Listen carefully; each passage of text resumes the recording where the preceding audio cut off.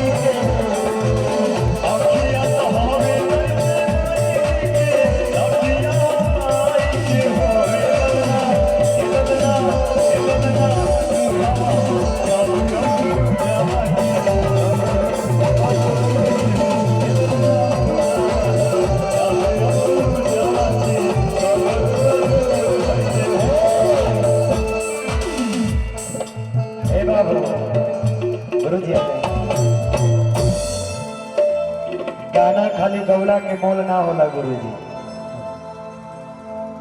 गाना गावे के केहू गाते बोला, लेकिन ओकर भाव भी होके कि चाहिए हो। तो वही आज हमने गाना के भाव ना एबा बोतनी बढ़ावा है कि हेलो बोलो भैया का महाराज खाली हवे बजता है कुल ना सुनाए के चाहिए। बोलो और बढ़ाए तने हेलो जे उठाई उठा दे इनका हमारा हेलो जे हेलो हेलो हेलो जे हेलो। अरे शाशो सुहागे पारे भागे अरे धन लुटावे हो। क्या बात है, क्या बात है, तुम्हें क्या नहीं आवा? लेकिन भाव में तभी सुखा देता है। अरे शाशो अय्यम्मा सुहागे पारे भागे अरे सुनवा लुटावे अरे ललना तू वारे पर बाजला बदलिया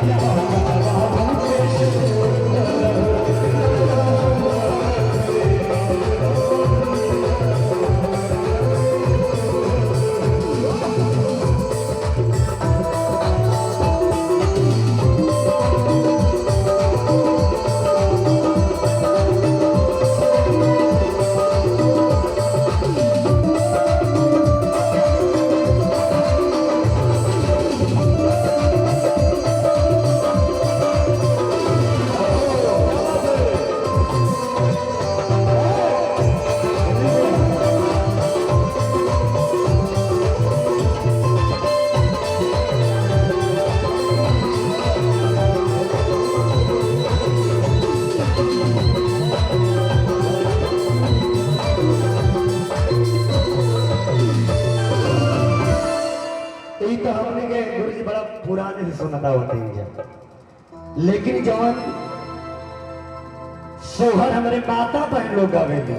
कैसे हो चंद्री बबुआ वो के गावे के चाहे तोरा के जब नाम लेने की दादी के बड़ा पसंद बा। नहीं तो वो ही पसंद रहता ना वो हरपल मैं यहाँ पे आके गाता जब हूँ। सोहर के नाम आवे के हमारे माता बहन लोग के पसंद है, ई तो बाबूजी लोग के पसंद में आ जाए। बोलो भैया तो आप बता ही दीजिए। लेकिन हमने के मारी लोग कैसे गावे? कैसे हमने कही सोहर के गुरु जी जब बबुआ होला तो हिजड़ा लोग भी आवेला तबे गीत के गावेला। हमारे माता बहन लोग भी सुर में कैसे गावेला? कैसे बोलो भैया? कहा वाले दिल बदन टाइट हो गया, तैयार है। बोलो कितना लगल भैया? 4.5। ठीक ठीक ठीक।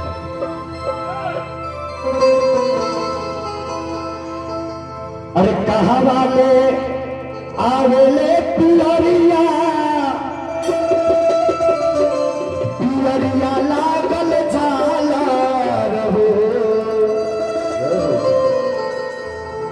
अरे ललना कावाले